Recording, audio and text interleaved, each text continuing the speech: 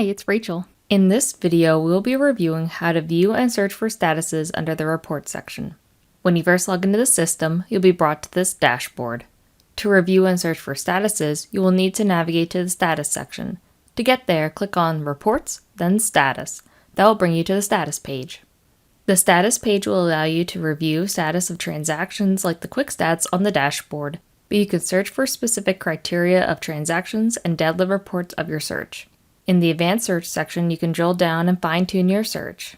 You can search by the item you would like to search for, transactions, documents, participants, task, or everything, transaction creator, my transactions or group transactions, search location, this group plus subgroups, and all groups, search text, any text you are looking for that is included in the transaction, date range, the time span you want to search in, test transaction, include or exclude tests, status, if you are searching for a particular status or any status, date type, created or closed.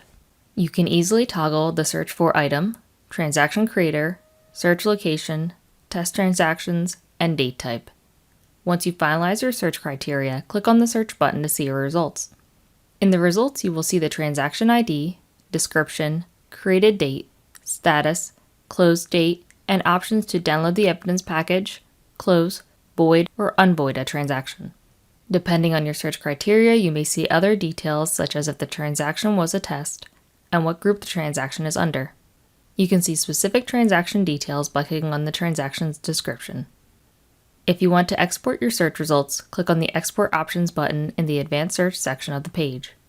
You can export completed documents, transactions, participants, documents, and tasks. That's our review of how to view and search for statuses under the Reports section. Thank you for watching.